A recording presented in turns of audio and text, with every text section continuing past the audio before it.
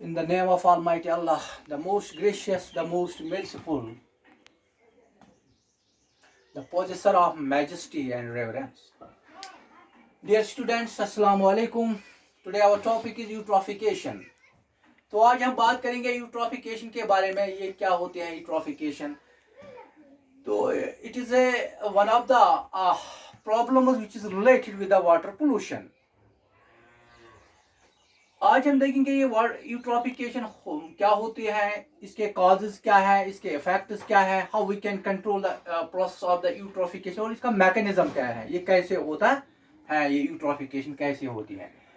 तो so far as this eutrophication is concerned, basically it has been derived from the Greek word that is eu and trophic. Eu means well or good. Trophic means food, a nutrient, or we can say nourishment. So this eutrophic means, in Greek, eutrophic means well nourished, well nourished.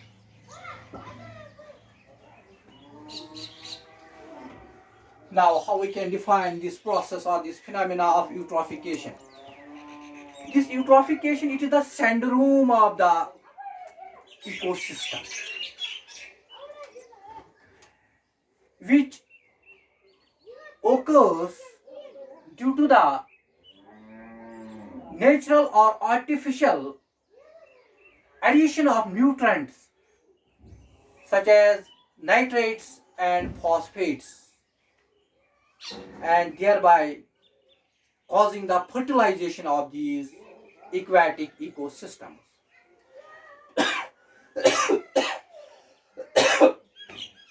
This is known as the eutrophication. वो eutrophication में क्या होता है, इसमें nutrient enrichment होते हैं, particularly phosphates और जो नाइट्रेट्स होते हैं. इन फॉस्फेट्स और नाइट्रेट से क्या होते हैं, फिर वहाँ पे जो ये मतलब ये वाटर बॉडी होते हैं, उसमें फिर क्या होता है, वहाँ पे एल्गल ब्लूम होता है और वहाँ पे ऑक्सीजन डिप्लीशन होती है. यानी कि there are two main effects which are caused by this eutrophication. One is known as hypoxia, that is the depletion of oxygen content in these water bodies which are suffering by this very process, that is eutrophication. And the second one, it may lead to the creation of the algal bloom, that is excessive growth of the algae takes place in these water bodies. So far as this eutrophication is concerned, it is of two types. One is known as the natural eutrophication,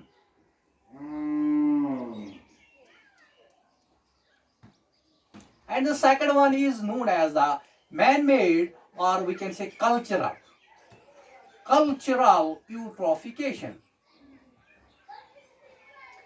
So far this first one is concerned, that is natural eutrophication. ये एक ऐसी eutrophication होती है यहाँ पे जो nutrient enrichment होती है, that means phosphates and nitrates they get added by the natural processes, and it is slow. Apart from that, it is not detectable, it cannot be detected easily. तो ये बिल्कुल स्लो प्रोसेस यहाँ पे eutrophication होती है. इसको हम कहते हैं किसी वक्त नेचुरल सेनेसेंस और natural death of these aquatic bodies. तो ये बिल्कुल स्लो होती है, नेचुरल मीन्स से होती है, and it takes lot of time, about thousands or more than 1000 years. तो इसमें कम से कम 1000 या 1000 से ज़्यादा टाइम लगता है इस वाली यूट्रॉफिकेशन में. So it is not noticeable, or we can say it is not detectable to the human beings. So far as this cultural eutrophication is concerned, from the last few decades, due to the human activity, these water bodies or these aquatic ecosystems, they have suffered a lot, and there have occurred a lot of enrichment of these water bodies through the human activities, which is known as the cultural eutrophication, like this due to the excessive use of fertilizers, due to the discharge of the sewage and other activities, they may have enriched these water bodies, and this have accelerated the process or this phenomena of eutrophication. This is why it is known as cultural eutrophication or man-made eutrophication, or we can say anthropogenic eutrophication, or sometimes we can known as the accelerated eutrophication. देखो क्या होता है, due to the continuous accumulation of these nutrients in the form of nitrates and this phosphates, a stage is reached when these water bodies are not able to purify themselves, and they just uh, there occurs the decline of the self purification by these water bodies. At that time, it may lead to the structural changes in these water bodies. Now, ये रही बात कि क्या culture, क्या किसको हम natural eutrophication कहेंगे और किसको हम कहेंगे what is the this man made और द एक्सेलरेटेड यूट्रॉफिकेशन. नाउ इसके कॉजेस के बारे में हम बात करेंगे.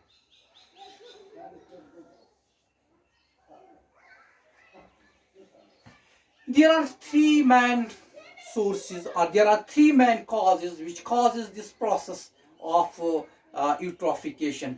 When number one, it is the use of fertilizers.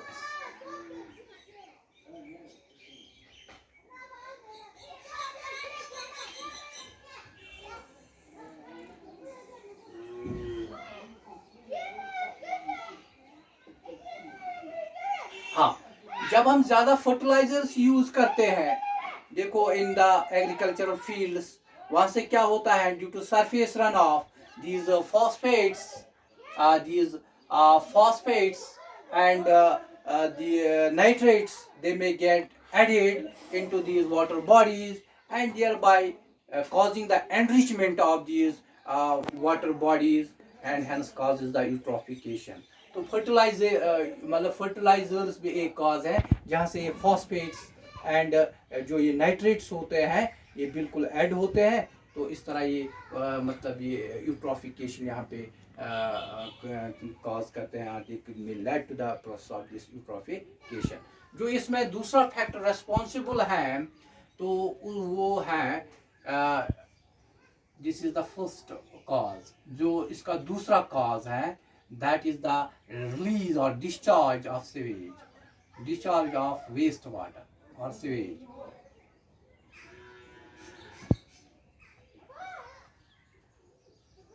देखो जो पर्टिकुलरली जहां तक इस वेस्ट वाटर या सीवेज का ताल्लुक है, जो अंडर डेवलप्ड नेशंस हैं, अंडर डेवलप्ड कंट्रीज हैं, वहां पे क्या किया जाता है, directly these sewage they are discharge into the water bodies like lakes, rivers, streams. तो या अगर जो इंडस्ट्रियलाइज्ड कंट्रीज हैं, नेशंस हैं, वहां पे क्या किया जाता है, वहां पे भी illegally these sewages they are discharged into the water bodies. लेकिन अगर किसी जगह इन इंडस्ट्रियलाइज्ड नेशंस में वहाँ पे अगर ट्रीटमेंट वेस्ट वाटर ट्रीटमेंट होता भी है, लेकिन वो इस लेवल का नहीं होता है कि उससे ये पूरी तरह से क्या कंट्रोल कर सकते हैं हम कि इन फॉस्फेट्स और इन नाइट्रेट्स को ऐसे मतलब वो इस लेवल की वो ट्रीटमेंट नहीं होती है. तो despite that treatment these nitrates and phosphates, they find their passage or they find their ways into these water bodies. This is the another cause of this eutrophication. And number third, तो reduction of cell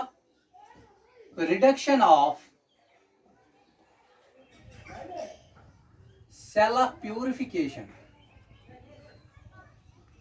capacity. देखो क्या होता है, due to the addition of the solid particles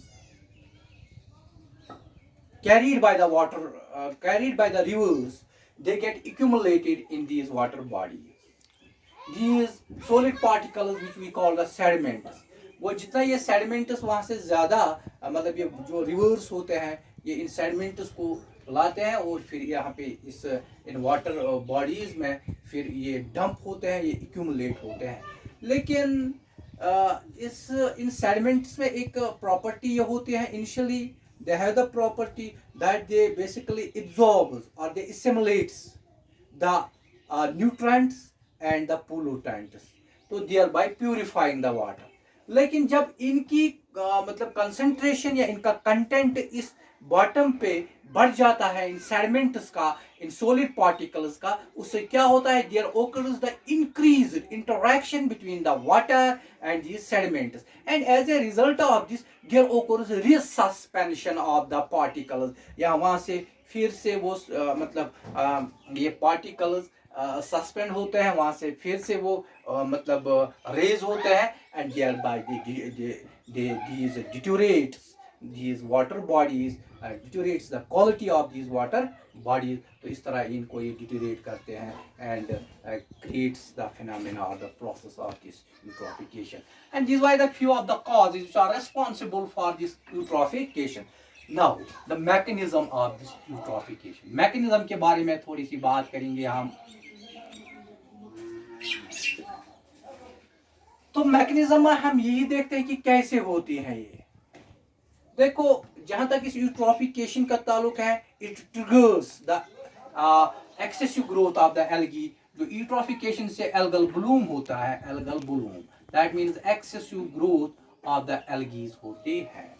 जब algae की ज्यादा tremendous growth होती है, अनकंट्रोल्ड इनकी ग्रोथ होती है, तो उससे क्या होता है, वहां पे इंक्रीज होता है in the organic content in the deep layers of these water bodies।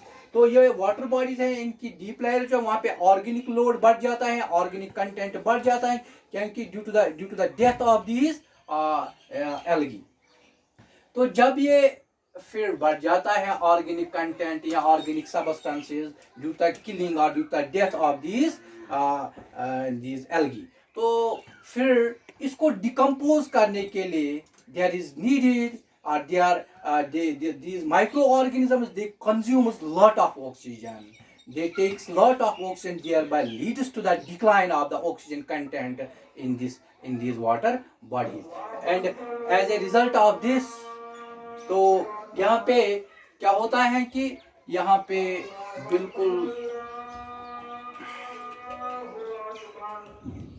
Oxygen content जो है वो कम होता है। जब ऑक्सीजन कम होता है एंड इट में बेसिकली यहाँ पे वो हम ये कहेंगे कि यहाँ पे decomposition of the organic matter होती है। फिर जब डिकम्पोजिशन ज़्यादा होते हैं, वहाँ से कुछ टॉक्सिक सबस्टेंसेस प्रोड्यूस होते हैं, and which are basically deteriorating these or which are harmfully affecting the flora and fauna in these water bodies।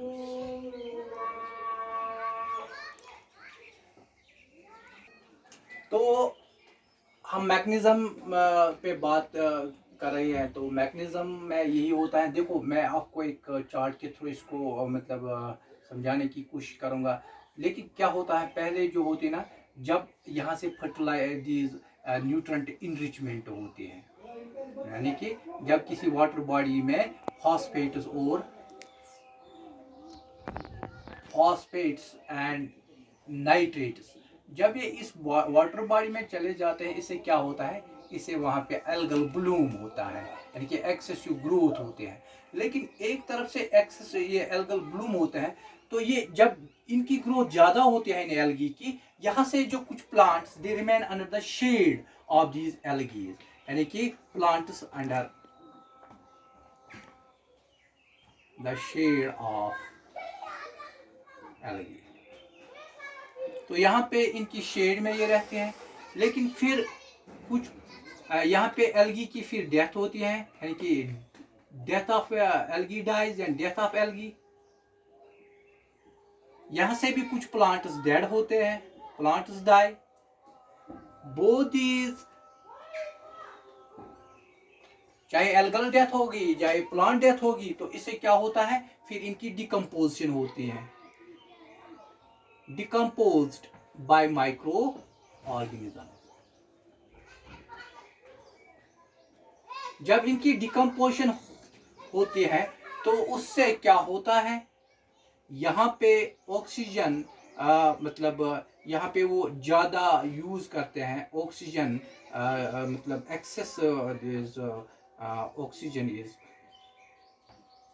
Consume, तो इसे डिप्लीट होता है या oxygen falls down in these water body.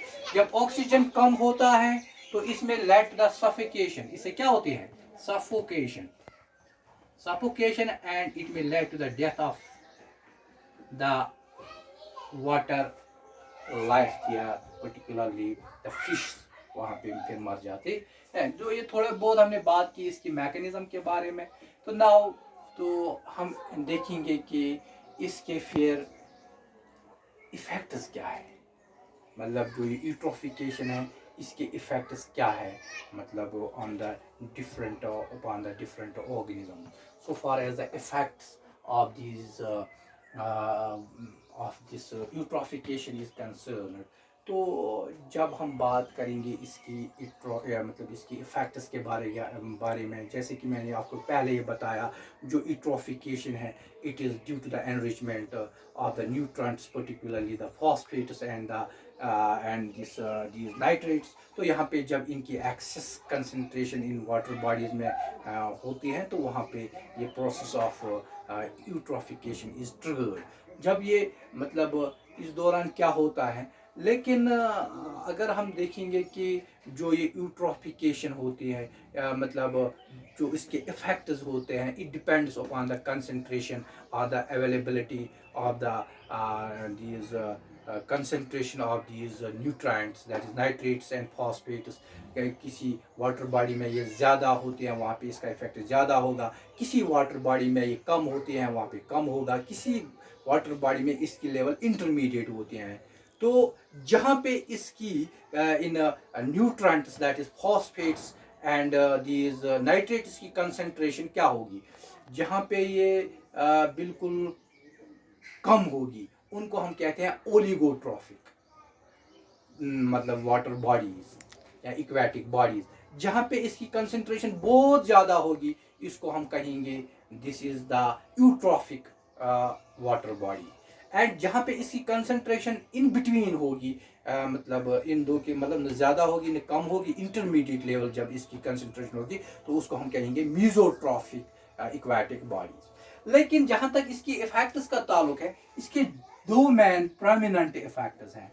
जो इसके man दो इफेक्ट्स वो है, एक तो मैंने जो जैसे कि मैंने आपको पहले ही स्टार्ट में ही कहा था कि एक इफेक्ट, एक बहुत बड़ा इफेक्ट इसका ये है, इसका हाइपोक्सिया।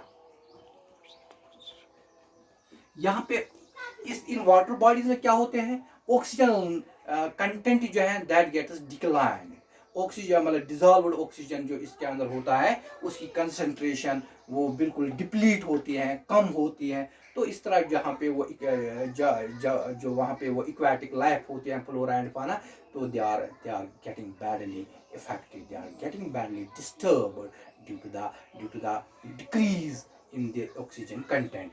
दूसरा मैंने आपको पहले ही बताया था, यहाँ इसे एल्गल ब्लूम होता है, यानी कि excessive growth of the algae होती है। यहाँ पे जब इसकी एल्गी की ग्रोथ ज़्यादा होते हैं तो वहाँ पे बिल्कुल कुछ toxic substances they are released by the various types of the algae and thereby they are disturbing the whole ecosystem of these water body. तो ये इसके दो मैन इफेक्ट्स हैं, एक तो एल्गल ब्लूम है और इसमें आता है हाइपोक्सिया।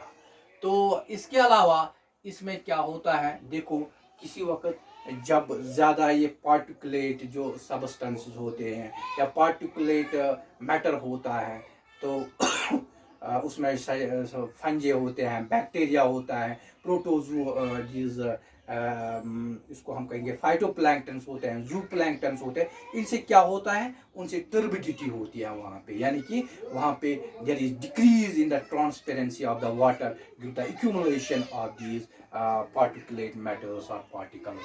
तो इसी तरह अगर इनऑर्गेनिक यहाँ पे जो इनऑर्गेनिक सबस्टेंसेस अगर यहाँ पे ज़्यादा हो जाएंगे इस किसी भी वाटर बॉडी में, तो इससे क्या होता है, बेसिकली इस जो ये इनऑर्गेनिक मतलब सबस्टेंसेस होते हैं, like in the form of ammonia होता है, नाइट्राइट्स होते हैं, तो इनसे क्या होता है, they basically when they make their entry into these water bodies, वहाँ पे they lead to the formation of the harmful substances, मतलब लाइक हम ये कहेंगे कि वहाँ पे नाइट्रोसो एमाइन्स बनते हैं which are supposed to be the, उनसे क्या होते हैं, म्यूटोजेनिक, उनसे म्यूटोजेनिसिटी होती है। तो इस तरह हाँ, अगर हम ऑर्गेनिक जो सबस्टेंसेस की बात करेंगे, जब वो इंटर होते हैं इन वाटर बॉडीज में, तो उनसे क्या होता है उस वक्त, मतलब एक तो वहाँ पे there it turns the water becomes, मतलब इसका ऑर्डर दैट बिकम्स अनप्लीजेंट, इसका जो ये है इसका टेस्ट दैट बिकम्स अनप्लीजेंट, तो इसका मतलब बिल्कुल ये चेंज करता है, इसका ऑर्डर भी, इसका टेस्ट भी। बिसाइड्स दीज ऑर्गेनिक सबस्टेंसेस दे में उनसे क्या होता है कि they get deposited on the inner walls of the these purifier or the filtration these tubes, तो वहाँ पे इसकी डिपोजिशन होती है ऑन इट्स इनर साइड्स। तो यहाँ पे ये एक प्रॉब्लम, उससे क्या होता है, इससे फिर जो फ्लो रेट होती है, rate of flow that gets decrease, वहाँ से फिर मतलब पानी कम बहता है। एक और इफेक्ट इसका यह है, it cause the corrosion in these pipes, in these tubes, तो ये भी एक प्रॉब्लम है। तो अगर हम बात करेंगे इसके अलावा जो ये होते हैं, मतलब ये यूट्रोफिकेशन में जो कि डिज़ायरेबल यहाँ पे एंड क्वालिटी फिशेस होते हैं, desirable and quality fishes they are lost. मतलब अगर हम बात करेंगे जो ट्राउट फिश हैं, दे गेट्स रिप्लेस्ड और they gets replaced by the undesirable fishes like the corpus. तो इस तरह ये भी एक प्रॉब्लम है इसकी, ये भी एक इसका इफेक्ट है। तो इससे क्या होता है, जब ये क्या कहेंगे, मतलब जो ये यूट्रोफिकेशन होती है, जब यूट्रोफिकेशन किसी वाटर बॉडी में होती है, उससे वहाँ पे लॉस ऑफ बायोडाइवर्सिटी होती है, क्योंकि वहाँ पे ऑक्सीजन जब कम पड़ता है तो वहाँ पे जो वहाँ का फ्लोरा एंड फाना होता है, दैट मीन बायोलॉजिकल डाइवर्सिटी जो वहाँ की होती है, diversity of that aquatic body that gets badly affected or that gets lost. This is another negative impact of this very eutrophication. तो हाँ, तो इससे क्या हो, एक और प्रॉब्लम है, it may lead to the reduction, it may limit the recreational activities. Suppose कोई ऐसी वाटर बॉडी लीक होता है जहाँ पे टूरिस्ट आते हैं या कोई स्विमिंग करता है, this water now it is not in A position to bear these to bear these recreational activities, जैसे कि स्विमिंग होती हैं, ड्राफ्टिंग होते हैं, क्योंकि यहाँ पे एक तो वाटर का अनप्लीजेंट स्मेल होता है, और इस वाटर में क्या होते हैं, अगर हम इसमें स्विमिंग अब करेंगे तो इस वाटर में बहुत सारी एल्गी होते हैं, कुछ एल्गी ऐसी इतनी टॉक्सिक होते हैं, they may cause the skin irritation. So it is these waters they are now not the safe for the recreational purposes, for the recreational activities। तो इसका एक और इम्पैक्ट ये है। तो अगर हम देखेंगे इसके बहुत सारे नेगेटिव इम्पैक्ट्स हैं। नाउ अगर हम जितने भी के मतलब जो यूट्रोफिकेशन से मतलब ये अगर ये रिपरकशंस की बात करेंगे, मतलब तो यहाँ पे the need rise to control this eutrophication. तो बेसिकली ट्रेडिशनली जब हम बात करते थे यहाँ पे इसको मतलब कैसे ट्रीट किया जाता था पहले, मतलब जो कि ट्रेडिशनली मतलब जो एंशिएंट टाइम में क्या किया जाता था, एक तो यहाँ पे ऑल्ट्रेशन ऑफ एक्सेस न्यूट्रेंट्स, मतलब alteration of excess nutrient, physical mixing of water की जाती थी, एंड इसी तरह एप्लीकेशन ऑफ हर्बिसाइड्स, एल्जिसाइड्स। तो लेकिन ये मेथड जो है ना, with the passage of method these methods have turned, these are applicable only in case of the small ecosystems or the small water bodies, while in case of the larger water bodies these are ineffective, these are costly and these are undesirable. तो जहाँ तक मतलब कुछ methods हैं जिनसे हम to somehow we can minimise और we can control this process of phenomena of eutrophication. Like अगर हम बात करेंगे मतलब हमें जो प्यूरिफाइंग परफॉर्मेंस होती हैं मतलब वाटर ट्रीटमेंट प्लांट्स की, उसको हमें इम्प्रूव करना चाहिए. Improvement of the performance of the water या वेस्ट वाटर ट्रीटमेंट प्लांट्स, ये भी एक मेथड है. Reduction of the phosphorus in detergents, मतलब डिटर्जेंट में हमें कम फॉस्फोरस इस्तेमाल करना चाहिए. इसी तरह हाँ वी कैन मतलब do the chemical precipitation of these phosphates by adding the aluminium और अदर मेटल्स. तो ये कुछ मेथड्स हैं जिनसे हम इनको कंट्रोल कर सकते हैं, इस प्रोसेस को कंट्रोल कर सकते हैं. तो that was little bit regarding this process or phenomena of eutrophication. Inshallah, in the next